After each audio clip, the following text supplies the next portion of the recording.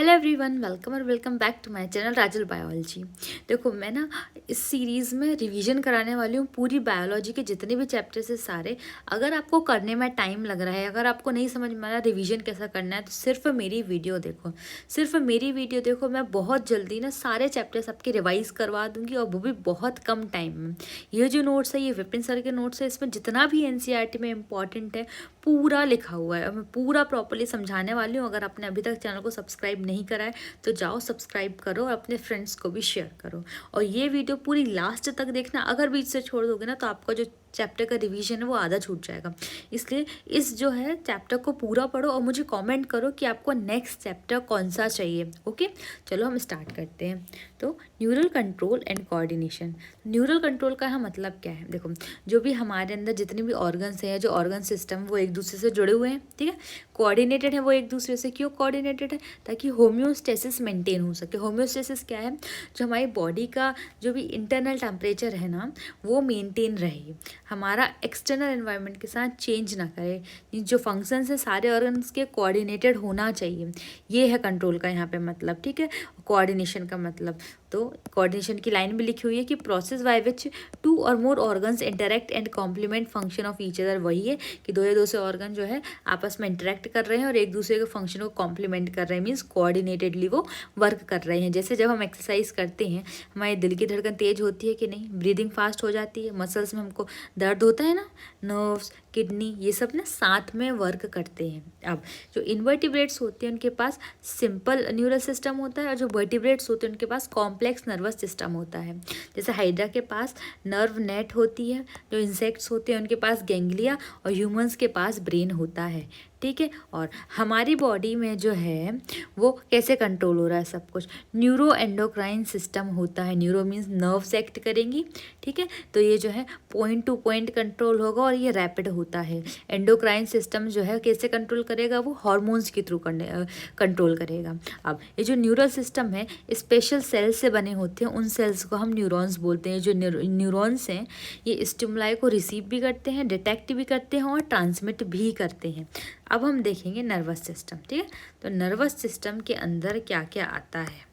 तो nervous system के अंदर आता है सेंट्रल नर्वस सिस्टम, ठीक है, visceral nervous system, peripheral nervous system. Central nervous system में आता है ब्रेन और स्पाइनल कॉर्ड्स, ठीक। विसरल नर्वस सिस्टम में जितने सारे न्यूरॉन्स, फाइबर्स, प्लेक्सस, गैंग्लियंस में जो नेटवर्क है ना न्यूरॉन्स का, उसको हम विसरल नर्वस सिस्टम बोल रहे हैं। और एक होगा पेरिफेरल नर्वस सिस्टम।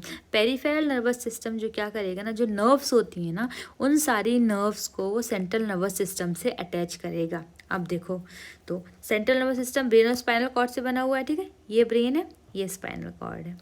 अब जो स्पाइनल कॉर्ड से जो नर्व्स निकलेंगे उनको हम स्पाइनल नर्व्स बोलते हैं, और जो ब्रेन से नर्व्स निकलती हैं उनको हम क्रेनियल नर्व्स बोलते हैं। क्रेनियल नर्व्स जो है वो 12 पेयर्स में होती हैं, स्पाइनल नर्व्स जो है 31 पेयर्स होते हैं, ठीक है।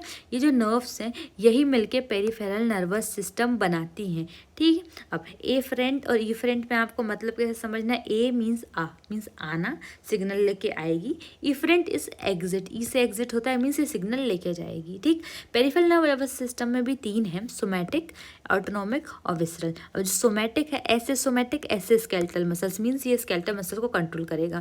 जो ऑटोनॉमिक नर्वस सिस्टम होता है वो इनवॉलेंट्री मसल्स को कंट्रोल करता है। इसके अंदर 2 हैं, सिंपैथेटिक और पैरासिम्पैथेटिक नर्वस सिस्टम। सिंपैथेटिक जो है वो फाइट एंड फ्लाइट रिस्पॉन्स दिखाता है। जो एएनएस है वो जैसे हम नॉर्मल जो हमारी फिजियोलॉजी फंक्शन, जैसे हम खाना खाया, सो गए, ये कंट्रोल करता है। पैरासिम्पैथेटिक रिएक्शंस मीन्स जब बॉडी आपकी रिलैक्स स्टेट में है ना, तो पैरासिम्पैथेटिक वर्क करता है। विसरल नर्वस सिस्टम को हम एंटेरिक नर्वस सिस्टम भी बोलते हैं, कि कुछ ऐसे विसरल ऑर्गन्स होते हैं जैसे स्टमक और लंग्स, वहाँ पे ना group of networks mean network of neurons present होता है, जिनको हम प्लेक्सस बोलते हैं, ठीक। अब हम आगे देखेंगे न्यूरॉन्स।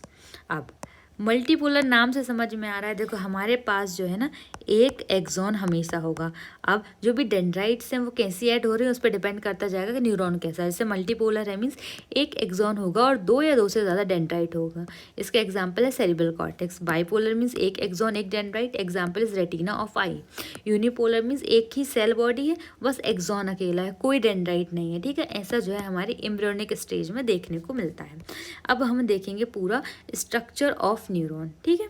देखो यहाँ से सिग्नल आ रहा है। ये जो आपको ग्रीन कलर से ये सर्कल दिख रहा है, ये सर्कल है एक्सॉन साइटोन, जिसको हम सेल बॉडी भी बोलते हैं, ठीक है। ये जो आपको दिख रहा है यहाँ से यहाँ तक, ये पूरा एक्सॉन है। एक्सॉन जाके कहाँ टर्मिनेट हो गया, एक साइनेप्टिक नॉब बनाई है जो कि बल्ब लाइक है। अब हम इसके अंदर की सारा कंटेंट पढ़ते हैं। ये जो लिटिल ट्री लाइक स्ट्रक्चर्स दिख रहे हैं, ये होते हैं डेंड्राइट और ये सेंसरी होते हैं, ठीक है। अब साइटोन सेल बॉडी के अंदर साइटोप्लाज्म होगा। ये जो डॉट्स दिख रहे हैं, ये डॉट्स क्या है, इनको हम निजल ग्रेन्यूल्स बोलते हैं। ये डेंड्राइट और साइटोन में प्रेजेंट होंगे। देखो ए से एक्सॉन होता है तो ए से एब्सेंट, मींस निजल ग्रेन्यूल्स जो हैं वो एक्सॉन में एब्सेंट होते हैं, ठीक है। और ये निजल ग्रेन्यूल्स है जो कि राइबोसोम से रफ एंडोप्लाज्मिक रेटिकुलम में। अब हम देखेंगे एक्सॉन। एक्सॉन में सबसे अंदर हमारे पास क्या, हमारे पास पता है कोई भी सेल के पास मेम्ब्रेन होती है, साइटोप्लाज्म होता है, तो वैसा ही सबको न्यूक्लियस होता है, वैसा ही सब कुछ इसके पास है। देखो ये जो है हमारी ग्रीन कलर से यहाँ ये मेम्ब्रेन है। मेम्ब्रेन के अंदर जो है वो एक्सोप्लाज्म भरा हुआ है, ठीक है। इसके पास जो है ये स्वान सेल्स होती हैं और स्वान सेल्स जो है वो माइलिन शीथ बनाती हैं। तो ये यहाँ पे माइलिन शीथ हो गई और ये जो है यहाँ पे एक न्यूक्लियस हो गया, ठीक है। अब जो जहाँ पे जितनी जगह पे माइलिन शीथ नहीं है उसको हम नोड ऑफ रेनवियर बोलते हैं, मीन्स यहाँ पे माइलिन शीथ जो है एब्सेंट है। अब ये माइलिन शीथ किसने बनाई, ये माइलिन शीथ जो है स्वान सेल ने बनाई है, जिसमें प्रोटीन्स से ज़्यादा लिपिड है, means more lipid than proteins, ठीक है। अब ये एक्सॉन आगे आके अपनी ब्रांचेस बनाएगा और जाके कहाँ क्या बना लेगा, साइनेप्टिक नॉब, एक बल्ब लाइक स्ट्रक्चर बनाएगा, इसको साइनेप्टिक नॉब बोलेंगे। साइनेप्टिक नॉब के अंदर ये साइनेप्टिक वेसल्स हैं जिसमें न्यूरोट्रांसमीटर होते हैं, ठीक है। मीन्स ये जो सिग्नल है यही सिग्नल है इनके अंदर। तो ये सिग्नल जो है या तो ट्रांसफर होगा दूसरे न्यूरॉन को या तो न्यूरोमस्कुलर जंक्शन पर चला जाएगा, मीन्स नर्व से मसल्स तक सिग्नल पहुंच जाएगा। ये एक स्ट्रक्चर है न्यूरॉन का। अब यहाँ पे देखें क्या है, origin and conduction of nerve impulse, कैसे ओरिजिन होगा और कैसे कंडक्शन होगा नर्व इम्पल्स का। देखो सबसे पहले सिग्नल आया, ये हमारा साइटोन था, जैसे ही सिग्नल आया जनरेशन होता है नर्व इम्पल्स का, फिर जो है एक्सॉन के थ्रू उसका कंडक्शन होगा, यहाँ साइनेप्टिक नोब के यहाँ तक आ गया, फिर न्यूरोट्रांसमीटर्स रिलीज हो जाते हैं। कहाँ रिलीज हुए हैं, साइनेप्स में रिलीज हुए हैं न्यूरोट्रांसमीटर, ठीक है। अब ये यहाँ से दूसरे जो साइटोन है उसमें ट्रांसमिट कर देंगे सिग्नल, मीन्स ट्रांसमिशन हो गया है हमारा नर्व इम्पल्स का। और ये यहाँ से फर्दर आगे जाएगा, या तो ये किसी मसल तक पहुँचेगा ये सिग्नल या फिर किसी ग्लैंड तक पहुँचेगा सिग्नल, ठीक है। अब यहाँ हम कुछ चीज़ें देख लेते हैं पहले थोड़ी सी न्यूरॉन के बारे में। दो टाइप होंगे हमारे सेंट्रल नर्वस सिस्टम में और पेरिफेरल नर्वस सिस्टम में, अलग अलग प्रकार होगा। क्या, ये सीएनएस जो होता है उसमें स्वान सेल्स एब्सेंट होती हैं और पेरिफेरल नर्वस सिस्टम में स्वान सेल्स प्रेजेंट होती हैं, ठीक है। अब अगर माइलिन शीथ है नहीं है, उसके बेसिस पर 2 टाइप पे डिवाइड कर दिया न्यूरॉन, एक हो गया माइलेटेड नॉन माइलिनेटेड, ठीक है। माइलिनेटेड नॉन माइलिनेटेड दोनों में। माइलिनेटेड मीन्स माइलिन शीथ है, तो ये जो माइलिन शीथ है, अब इनके पास तो स्वान सेल्स है नहीं सेंट्रल नर्वस सिस्टम में, तो कौन बना रही है माइलिन शीथ, जो न्यूरोग्लियल सेल्स की जो ओलिगोडेंड्रोसाइट्स है ना वो बना रही हैं यहाँ माइलिन शीथ। अब यहाँ तो है ही नहीं। अब पेरिफेरल नर्वस सिस्टम में स्वान सेल्स प्रेजेंट है, तो एक माइलिनेटेड है तो इसमें स्वान सेल्स ने ही माइलिन शीथ बनाई है, एक नॉन माइलिनेटेड है। मतलब देखो स्वान सेल्स तो है, मीन्स ज़रूरी नहीं है कि अगर स्वान सेल्स हैं तो वो हमेशा माइलिन शीथ बनाएगी ही, ठीक है। अब हम देखेंगे यहाँ पे थोड़ा सा ये समझ लेते हैं हम पूरा एक न्यूरॉन का स्ट्रक्चर। देखो ये हमारे पास एक्सॉन साइटोन है, ठीक है, ये एक्सॉन है और ये जो ब्रांच ट्रीज लाइक ब्रांचेस है ये डेंड्राइट है। अब एक एक्सॉन का पार्ट जो है वो हमने यहाँ पे ले लिया है, ये हमने 2 मेम्ब्रेन बना ली है जिनको हम एक्सोनल मेम्ब्रेन बोलेंगे, जिस पे बाहर प्लस साइन है और मीन्स अंदर नेगेटिव चार्ज है, ठीक है। ये रेस्ट की कंडीशन बता रही है और चार्ज प्रेजेंट है, डेट इज पोलराइज्ड है। अब ये जो पोलैरिटी है वो पोलैरिटी हुई कैसे, ठीक है। ये पोलैरिटी 3 चीज़ों के कारण हुई है। हमारे पास जो है सोडियम पोटेशियम का एटीपेज, मतलब सोडियम पोटेशियम एटीपेज या ये पंप है वो प्रेजेंट है। इसको कैसे याद रखना है, इसको नोकिया की ट्रिक से याद रखना है। यहाँ पे N जो है वो सोडियम आयन है, O से आउट मीन्स सोडियम बाहर जाएगा, K is potassium, I is input means potassium अंदर आएगा। तो 3 सोडियम बाहर जाते हैं, 2 पोटेशियम अंदर आ रहे हैं, ठीक है। देखो पॉजिटिव चार्ज जो है वो ज़्यादा बाहर जा रहा है, हमको ऐसी कंडीशन बनानी है जहाँ प्लस बाहर ज़्यादा हो अंदर नेगेटिव हो। सेकंड में क्या है, जो इनर पार्ट जो है मेम्ब्रेन का उसमें नेगेटिवली चार्ज पार्टिकल्स होते हैं और फॉस्फेट आयंस प्रेजेंट होते हैं, इसीलिए अंदर जो है नेगेटिव चार्ज बना हुआ है। और थर्ड नंबर क्या होता है, पोटेशियम आयन जो लीकी गेट्स प्रेजेंट होते हैं तो क्या करते हैं ना, वो ओपन खुल जाते हैं। जैसे पोटेशियम आयन के चैनल खुले तो कुछ जो पोटेशियम है ना वो बाहर चला जाएगा। देखो सोडियम तो जा ही रहा था, अब पोटेशियम भी चला जा रहा है। तो अंदर से एक तो अंदर नेगेटिव चार्ज है और पॉजिटिव चार्ज धीरे धीरे कम हो जा रहा है। तो ये चीज़ मिलके ना बाहर पॉजिटिव और अंदर नेगेटिव बना देती है, ठीक है, जब रेस्ट पे है न्यूरॉन। अब देखो यहाँ पे क्या लिखा हुआ है कि ये जो चेंज हो रहा है ना, ये जो बाहर पॉजिटिव अंदर नेगेटिव या बाद में अंदर नेगेटिव हुआ, तो ये चेंज कैसे हो रहा है। देखो सबसे पहले हम देखेंगे resting state that is polarised. Normally क्या है, पॉजिटिव आउटसाइड होता है और नेगेटिव जो है वो इनसाइड होता है। क्यों इनसाइड, अभी हमने देखा बाहर सोडियम आयन बाहर जा रहे थे तो बाहर सोडियम आयन ज़्यादा है, ठीक है, पोटेशियम आयन कम है और नेगेटिव प्रोटीन्स और फॉस्फेट कम है। क्यों, क्योंकि जो पोटेशियम और नेगेटिव प्रोटीन्स और फॉस्फेट आयन है वो अंदर उनका बहुत ज़्यादा अमाउंट प्रेजेंट है, इसीलिए यहाँ पे नेगेटिव है, ठीक है। अब वहीं हम देखेंगे अंदर की तरफ, इसी का उल्टा होगा, अंदर पॉजिटिव आयन है K+ है, अंदर सोडियम कम है और नेगेटिवली चार्ज पार्टिकल्स और फॉस्फेट आयन कम है, ठीक है। देखो मेम्ब्रेन क्या करती है, जो नेगेटिवली चार्ज प्रोटीन्स और फॉस्फेट आयन है, मैग्नेट जो मेम्ब्रेन है इनको बाहर नहीं जाने देती। जब रेस्ट पे हैं चीज़ें मेम्ब्रेन इनको बाहर नहीं निकलने देगी, मीन्स इम्परमिएबल है अभी इसके लिए, ठीक है। अब हम आगे जाएंगे। देखो रेस्टिंग स्टेट में जो मेम्ब्रेन पोटेंशियल होता है वो होता है -70 मिलीवोल्ट। अब जैसे ही एक स्टिमुलस आया तो क्या होता है, स्टिमुलस आने से इसको हम बोलेंगे डीपोलराइजेशन हो गया है। जैसे नर्व इम्पल्स आई तो डीपोलराइजेशन होगा। अब यहाँ पे क्या हो ना, पोलराइजेशन का उल्टा होता है, नेगेटिव चार्ज जो अंदर था वो बाहर चला गया है और अंदर पॉजिटिव हो गया है।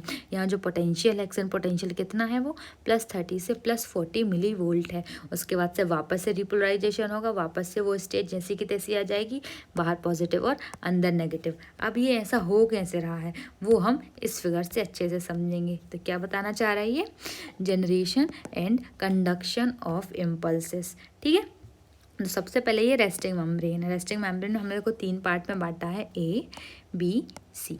तीनों पोलराइज्ड कंडीशन में है। कैसे पता चल रहा है कि बाहर प्लस है और अंदर नेगेटिव है, ठीक है। अब हम देखेंगे कि जैसे ही हमारे पास स्टिमुलाई हुई आया, क्या हुआ, जैसे ही स्टिमुलाई आई ना तो जो सोडियम आयन के चैनल थे ना वो ओपन हो गए and rapid influx of sodium ion अकर।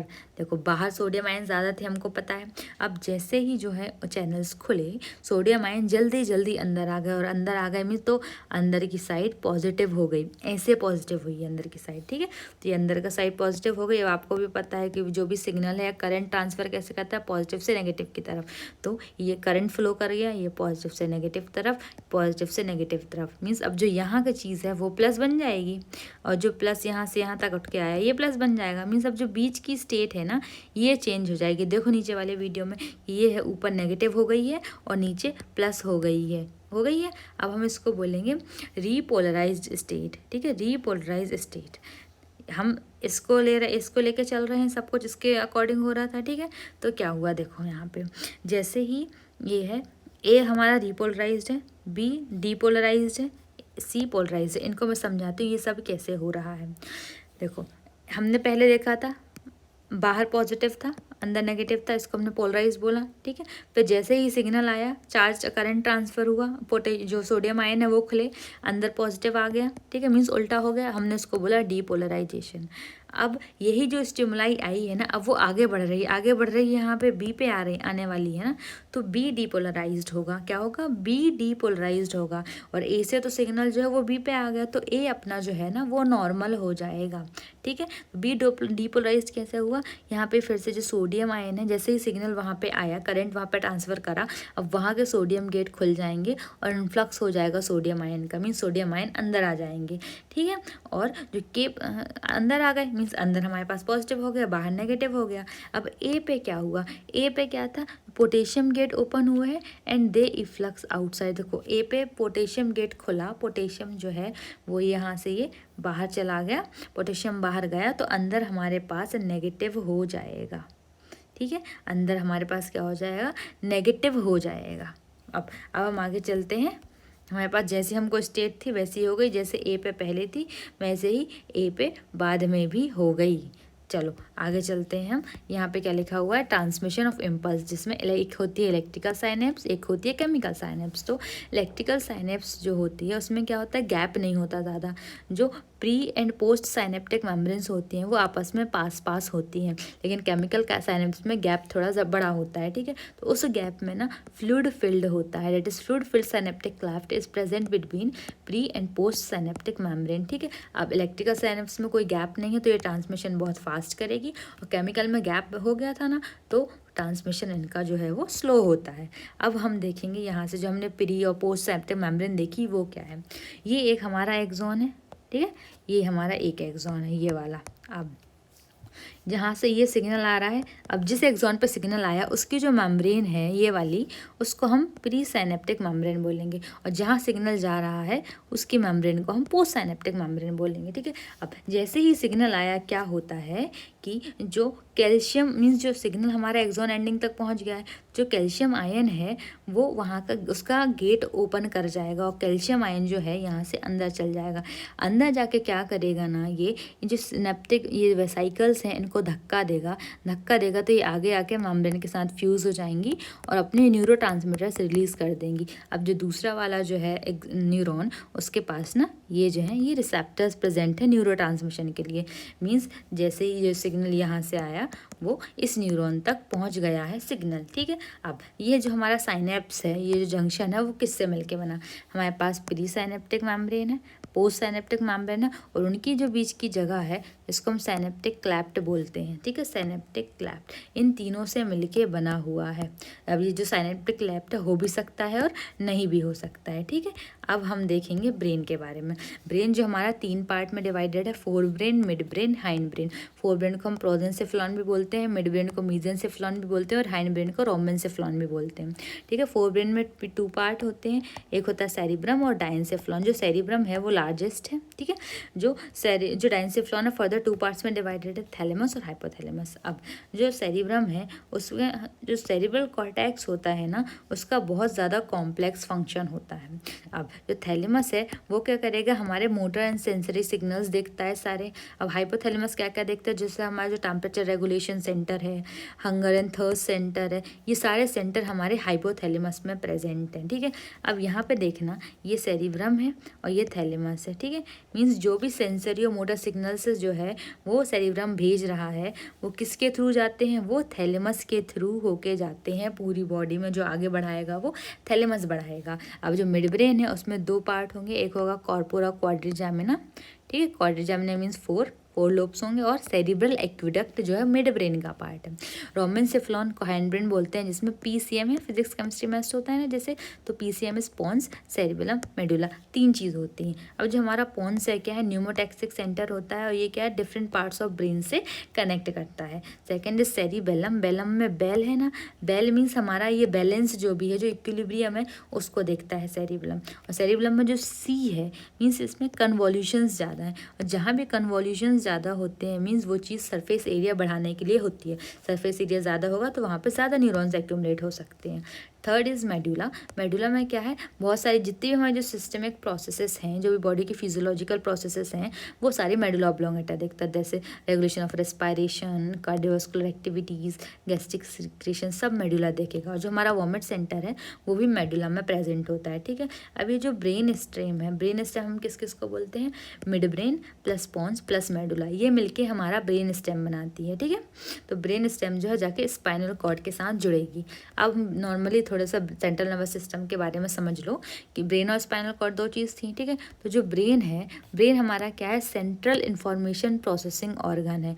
इसको हम command and control system of body भी बोलते हैं। ये दोनों वर्ड याद रखो, command and control system of body, ठीक है। कवरिंग्स देखेंगे ब्रेन की, आउटर से इनर देख रहे हैं तो डीएपी एक ट्रिक है, याद रखना। ये तो ऐसे भी याद रख सकते हैं, ड्यूरामेटर। ड्यूरामेटर मीन्स दूर, तो सबसे बाहर वाली हमारी ड्यूरामेटर है, सेकंड अराक्नोइड मैटर है, थर्ड इज पायामेटर। देखो डायग्राम से देखो, ये क्रेनियम है मीन्स जो हमारी स्कल है वो है, दूर वाली जो है ड्यूरामेटर है जो कि थिक और फाइब्रस होती है, उसके अंदर हमारे पास बहुत थिन जो है अराक्नोइड मैटर है, उसके अंदर देखें हमारे पास तो पाया मैटर है जो कि ब्रेन टिश्यू से कनेक्टेड होती है, ठीक है। जो अरेक्नॉइड की नीचे की बीच की जगह है उसको हम सब अरेक्नॉइड स्पेस बोलेंगे। उसमें सेरिब्रो स्पाइनल फ्लूइड भरा हुआ होता है जो कि शॉक एब्जॉर्बर की जैसे एक्ट करेगा। मीन्स कोई भी एकदम से इफेक्ट पड़ा, कुछ भी धक्का या इंजरी हुई ना ब्रेन दिमाग में, स्कल में, तो वो ब्रेन तक नहीं पहुंचनी चाहिए, ठीक है। तो ये उससे शॉक एब्जॉर्बर का काम करेगा हमारे लिए। यहाँ पे हम डायग्राम देखो, ये जो दो पार्ट हैं ये सेरिब्रल हेमिस्फीयर है। इन सेरिब्रल हेमिस्फीयर को कौन जोड़ के रखता है? इनको कॉर्पस कैलोसम जोड़ के रखता है। ये दिख रहा है, ये जहाँ मैं ये कलर कर रही हूँ, ये जो शी शेपेड, ये कॉर्पस कैलोसम है, ठीक है। यहाँ हम देखो ये जो ये सेरिब्रम है, सेरिब्रम में जो आउटर है, देखो आउटर होगा उसको कॉर्टेक्स बोलेंगे और एक इनर सेरिब्रम होगा। यहाँ पे डायग्राम बना हुआ है। तो जो आउटर कॉर्टेक्स है इस पे सिर्फ एक्सॉन्स प्रेजेंट होते हैं और उसमें साइटोन्स प्रेजेंट होते हैं, मीन्स सेल बॉडी प्रेजेंट होती है। और साइटोन्स के अंदर तो निसल के न्यूज़ थे, तो जो निसल के न्यूज़ थे तो इसलिए कॉर्टेक्स का ग्रे कलर होगा, इसलिए हम इसको ग्रे मैटर बोलते हैं। जो इनर साइड है ना वहाँ पे एक्सॉन प्रेजेंट है। अब एक्सॉन में तो माइलिन शीट थी, इसलिए अंदर का कलर वाइट होगा और हम उसको वाइट मैटर बोलेंगे। अब यहाँ से थोड़ी सी पोजीशन समझ लो कौन कैसे है। सबसे ऊपर ये सेरिब्रम है, सेरिब्रम के नीचे ही जस्ट आएंगे हम तो थैलेमस है हमारे पास, ठीक है। थैलेमस है, थैलेमस के नीचे हाइपोथैलेमस है, उसके नीचे दो चीज़ें जो कि एमाइगेडला और हिप्पोकैम्पस, ठीक है। तो हाइपोथैलेमस, एमाइगेडला, हिप्पोकैम्पस मिलके हमारा लिम्बिक सिस्टम बनाती हैं और लिम्बिक लोब बनाती हैं, ठीक है। अब देखो जो हाइपोथैलेमस है जितने भी हमारे इमोशंस है वो कंट्रोल करता है, जैसे sexual desire, emotion, expression, motivation, anger, ठीक, सब कुछ। जो एमाइगडला और हिप्पोकैम्पस है हमारा फोर ब्रेन में एकदम डीपली सिचुएटेड है। अब देखो सेरिब्रम के पास हमारे पास 3 एरिया होता है, ठीक है। कौन कौन सा? सेंसरी एरिया, एसोसिएटेड एरिया और मोटर एरिया। जो एसोसिएटेड एरिया है ना ही कम्प्लीटली सेंसरी है ना ही मोटर है, ठीक है। ये एक inter sensory area means linked area, जो दोनों एरिया है ना सेंसरी और मोटर, इन दोनों को जोड़ेगा। ये हमारी मेमोरी और कम्युनिकेशन के लिए बहुत ज़्यादा ज़रूरी है, ठीक है। यही पूरा रिस्पॉन्सिबल है। हम एक डायग्राम से यहाँ पे देखेंगे कि ये हमारे पास सबसे ऊपर तो सेरिब्रम है जैसे हमने ऊपर देखा, ठीक है। एक हेमिस्फीयर को हम सेरिब्रल हेमिस्फीयर बोलेंगे। ये कॉर्पस कैलोसम है जो कि दो सेरिब्रल हेमिस्फीयर को जोड़ के रखा होगा, ठीक है। अब सेरिब्रम के नीचे हमारे पास थैलेमस था, थैलेमस के नीचे हमारे पास क्या है? हाइपोथैलेमस है, ये हाइपोथैलेमस है, ठीक है। अब उसी के बीच में हमारे पास यहाँ पे पहले हमने फोर ब्रेन देख लिया, अब मिड ब्रेन आ गया। उसके बाद हमारा हाइंड ब्रेन है। तो हाइंड ब्रेन मिल के बना हुआ ये जो निकला हुआ पार्ट होता है ये होता है पोन्स, ठीक है। ये जो वॉलनट जैसा हमको दिख रहा है डेट इज सेरिब्रेलम, और उसके बाद ये हमारी मेडुला। ये तीनों मिला के हमारा हाइंड ब्रेन बनाती है। और बाद में उसके और नीचे आएंगे तो हमें स्पाइनल कॉर्ड मिल जाएगी, ठीक है। ये जो बीच में ग्रीन दिख रही है ना ये वाली, ये सेरिब्रल एक्वेडक्ट होते हैं जो कि मिड ब्रेन का पार्ट है, ठीक है। यहाँ पे जो हमारा चैप्टर पूरा कंप्लीट हो गया है। मुझे कमेंट सेक्शन में लिख के बताओ कि आपको अच्छा लगा या नहीं, और आगे नेक्स्ट चैप्टर आप कौन सा वीडियो देखना चाहते हो मुझे कमेंट में लिख के जाओ। और जो भी ये बच्चा ये वीडियो देख रहा है वो इस वीडियो को लाइक ज़रूर करेगा और मुझे कमेंट ज़रूर करेगा, क्योंकि मुझे लाइक और कमेंट आप करोगे तो मुझे मोटिवेशन मिलता है वीडियो बनाने के लिए, ठीक है। ऑल द बेस्ट बच्चों, पढ़ते रहो।